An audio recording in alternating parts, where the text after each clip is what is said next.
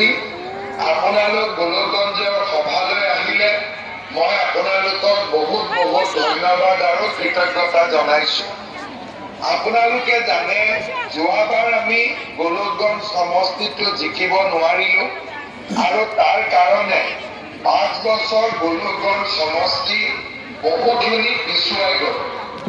এইবাৰ ডিলিমিটেশ্যন হ'ল আৰু আমাৰ কাৰণে এটা সুযোগ আহি পৰিলে যে আমি গোলকগঞ্জ আকৌ জিকিব পাৰোঁ বা আমি গোলকগঞ্জ জিকিব লাগিব। এইবাৰ অশ্বিনী ৰাজ চৰকাৰ আমি দলৰ পৰা প্ৰাৰ্থিত্ব দিছোঁ। মই আপোনালোকক বিনম্ৰভাৱে অনুৰোধ কৰিছোঁ আপোনালোকে যাতে অশ্বিনী ৰাজ চৰকাৰক পদুম ফুলৰ ছবিত ভোট দি জয়যুক্ত কৰে তাৰ বাবে মই আপোনালোকক অনুৰোধ কৰিছোঁ। ইলেকশ্যন 9 এপ্ৰিলত হ'ব। 9 এপ্ৰিলৰ আগতে যদি সম্ভৱ হয় গোলকগঞ্জত মই আৰু এবাৰ আহিবলৈ চেষ্টা কৰিম। কিন্তু গোলকগঞ্জত অহা কেইদিনমানৰ ভিতৰতে ভাৰতৰ গৃহমন্ত্ৰী অমিত শ্বাহ ডাঙৰীয়াও আহিব আৰু তেখেতেও আপোনালোক সকলোকে লগ পাব আৰু অশ্বিনী ৰাজ চৰকাৰ ডাঙৰীয়াৰ হৈ আপোনালোকৰ পৰা ভোট বিচাৰিব। মই আপোনালোকক অনুৰোধ কৰিম অমিত শ্বাহ ডাঙৰীয়াৰ সভালৈ আপোনালোক যেন সকলো আহে আৰু তেখেতৰ বক্তব্যসমূহ আপোনালোকে যেন শুনে। এইবাৰ ইলেকশ্যনত মই কেইটামান প্ৰতিশ্ৰুতি দিছোঁ। যোৱাবাৰ মই কৈছিলোঁ যে আমাৰ দল যদি জিকে বিজেপি যদি চৰকাৰ হয় আমি 1 লাখ ল'ৰা ছোৱালীক চৰকাৰী চাকৰি দিম। কিন্তু আপোনালোকৰ আশীৰ্বাদত আমি 1,65,000 ল'ৰা ছোৱালীক চৰকাৰী চাকৰি দিবলৈ সক্ষম হ'ল। অসমৰ বুৰঞ্জীত ইমান চৰকাৰী চাকৰি কেতিয়াও আমাৰ ৰাইজে পোৱা নাছিলে আৰু কোনো ধৰণৰ দুৰ্নীতি নোহোৱাকৈ চৰকাৰী চাকৰি দিয়াৰ বাবে কোনোবাই দিল্লীত যাব খুজিছে, কোনোবাই ইউনিভাৰ্চিটিত যাব খুজিছে, কিন্তু টকাৰ অসুবিধাৰ কাৰণে দেউতাক মাকে ল'ৰা ছোৱালীক পঢ়ুৱাব পৰা নাই। এইবাৰ আমাৰ চৰকাৰ আহিলে আমি সিদ্ধান্ত লৈছোঁ যে ল'ৰা ছোৱালীৰ পঢ়াৰ খৰচ দেউতাক মাকে 1 টকাও দিব নালাগে। ল'ৰা ছোৱালীৰ পঢ়াৰ খৰচ আমাকে দিব, কোনো দেউতাক মাকে তাৰ বাবে কষ্ট কৰিব নালাগে।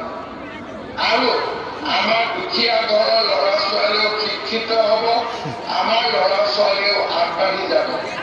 শ্ৰদ্ধা ৰাইজ, গোলকগঞ্জত যাব নোৱাৰি আজি মোৰ নিজৰে মনটো বেয়া লাগি আছে।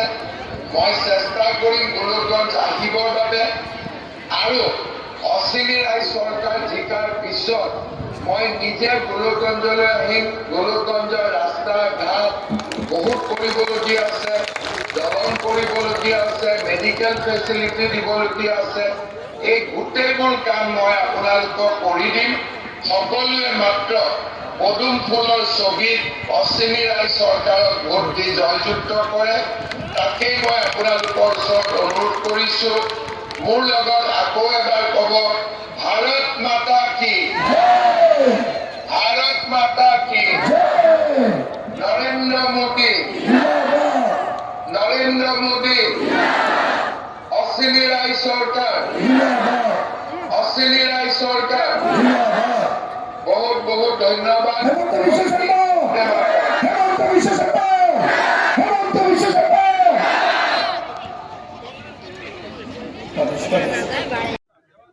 মই জনসেৱা কৰোঁ। মই আজি 15 বছৰ গোলকগঞ্জ সমষ্টিৰ চুকে কোণে মই 365 × 12 × 30 × 24 মই ৰাইজৰ লগত থাকোঁ। মই ৰুটিন মাফিক মই ভাবোঁ নিৰ্বাচনটো এটা পৰিক্ৰমা আৰু মোৰ এই ৰুটিনভাৱে ৰাইজৰ লগত থকাৰ সময়খিনি মই সম্পূৰ্ণভাৱে থাকোঁ। গতিকে এতিয়া ভাল লাগিছে, নিৰ্বাচন আহিছে, বহু আকাংক্ষাৰ বহু অপেক্ষিত এটা ব্যৱস্থা আমাৰ ৰাইজে আশা কৰিছে। 5 বছৰ কাম নহ'ল, গতিকে উন্নয়ন হ'ব বুলি মোৰ ওপৰত বিশ্বাস ৰাখিছে আৰু উৎসাহিত হয়। মোক গোলকগঞ্জ সমষ্টিৰ প্ৰত্যেকজন মানুহেই মোৰ লগত সংযোগ কৰিছে আৰু কমিউনিকেট কৰি বিভিন্ন সভা সমিতি পতাৰ কাৰণে মাতি আছে। আপুনি বিধায়ক হিচাপে নিৰ্বাচিত হ'লে গোলকগঞ্জবাসীৰ প্ৰথম কামটো কি হ'ব? মই ইউনিভাৰ্চিটি বহু আকাংক্ষিত বিশ্ব মহাবিদ্যালয় ইউনিভাৰ্চিটি, গোলকগঞ্জৰ পৰা তৃতীয়খন দলং, এখন কাৰিকৰী বিদ্যালয় যেনেকৈ হ'ব মেইন মহাবিদ্যালয় হওক, ইউনিভাৰ্চিটি আমাৰ অভিযান্ত্ৰিক মহাবিদ্যালয়কে আদি কৰি যুৱ প্ৰজন্মক কৰ্মসংস্থাপন দিয়াৰ কাৰণে আৰু যাতায়াতৰ ক্ষেত্ৰত নতুন দিগন্ত ৰচনা কৰাৰ ব্যৱস্থাৰে আৰু কৰ্মসংস্থাপনৰ ব্যৱস্থাৰে আৰু ক্ৰীড়াৰ ক্ষেত্ৰত ইতিমধ্যে আপোনালোকে জানে যে ধুবুৰী জিলাত এখন ষ্টেডিয়াম নাছিল। মই বিধায়কৰ ষ্টেডিয়ামখনত এটা স্থানত লৈ আহিছোঁ। অন্ততঃ এতিয়া মানুহ খেলা ধূলা কৰিব পাৰে, কিন্তু পূৰ্ণাংগ এখন ক্ৰীড়া প্ৰকল্প জৰিয়তে যুৱ প্ৰজন্মক ক্ৰীড়াৰ ক্ষেত্ৰত আগবঢ়াই লৈ যোৱা আৰু সংগীত বা সাংস্কৃতিক ক্ষেত্ৰত মই নতুন উদ্যমেৰে এটা ভাল অডিটৰিয়াম, 500জন মানুহ বহিব পৰা AC এটা অডিটৰিয়াম, এইখিনি কামৰে মই আগন্তুক দিনত এটা ব্যৱস্থাৰ মাধ্যমেৰে গোলকগঞ্জ সমষ্টিক এটা জাকত জিলিকীয়া সমষ্টি হিচাপে পৰিগণিত কৰাৰ সংকল্প লৈছোঁ। এতিয়া মই শুনা পাইছোঁ যে যেতিয়া মই দেখিলোঁ যে কংগ্ৰেছত প্ৰচাৰ ইমান নাই, মই তেতিয়া বিভিন্ন মানুহ আৰু বিভিন্ন সাংবাদিক বন্ধুসকলকো মই সুধিলোঁ। মই নাম আপোনালোকে ক'লে মই নাম এতিয়া নক'ম, কেইদিনমান পিছত ক'ম যে কংগ্ৰেছৰ এই অৱস্থাটোৰ কাৰণ কংগ্ৰেছে কি কৰিলে, গোলকগঞ্জ সমষ্টি ইউডিএফক এৰি দিলে। তাৰ বিনিময়ত সিহঁতে গৌৰীপুৰ সমষ্টিটো বিচাৰি আছে। এনেকুৱা কিবা এটা গোন্ধ পাইছোঁ।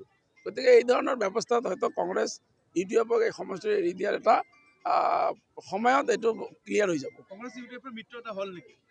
সেইটো আগৰ পৰাই আছে, ঠাই বিশেষে মিত্ৰতা আছে। গতিকে এই মিত্ৰতা এই 9 তাৰিখৰ আগত সম্পূৰ্ণ অপেন হৈ যাব।